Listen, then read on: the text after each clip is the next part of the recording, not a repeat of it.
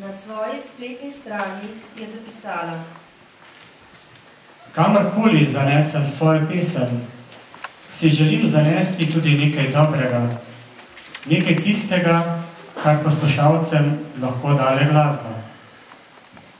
Govorim o čistosti človeške duše, o njenem čutenju, o intimnosti vsakega človeka. Če vstopim v ta prostor, se ga dotaknem in pustim pečat.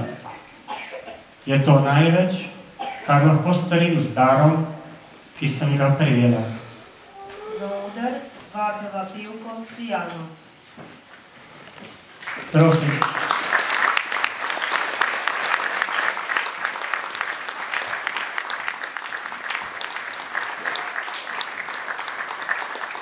Lep dober dan, bom rekla vsem skupaj. Zdajle sem po moji, bom rekla, pregledu zapiskov tretjič pri vas z veseljem. In tokrat se je povečalo tudi število tistih, ki so prišli z mano, zato imam tudi v roki tega medvedka, ki mi ga je dal moj David, je rekel: mami, za pogum. Tako da z veseljem vam bom zapela dve pesmi, ko je ravno koncert, ki govori o karitativnosti, o Karitasu.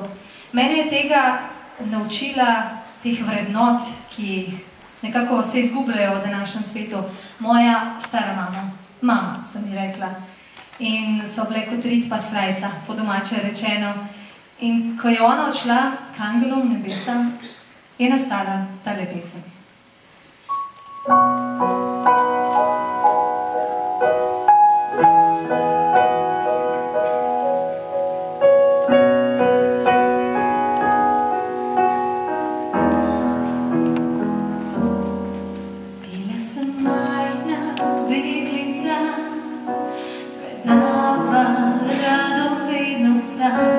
In stisnila si k sebi me, tako kot znajo babice.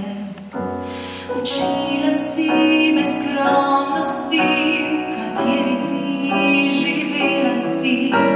Obraz tvoj zguban in zgaran bil zame, vedno nasmejan. Ko poješ pesmi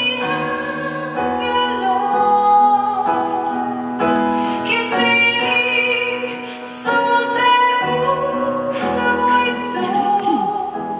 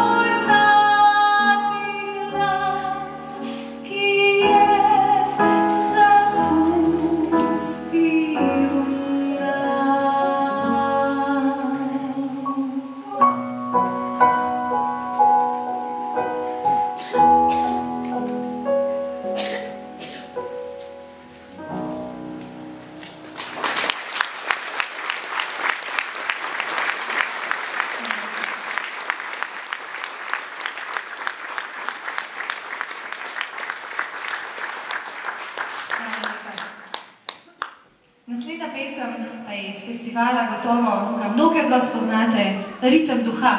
Zdaj se je preimenoval malo v Ritem srca, ampak še vedno je ritem Božje ljubezni, jaz temu rečem. In na njemu sem prisotna bila skoraj vsako leto. In prva pesem na tem festivalu z moje strani je bila Knjiga vseh knjig. Verjetno jo poznate tudi na Radiu Mišče, se veliko vrti. Zato vas vabim, da zapojemo skupaj o kateri knjigi vseh knjig. Katera je to? Sveto pismo, tako. Tam se najde mnogo lepih stvari.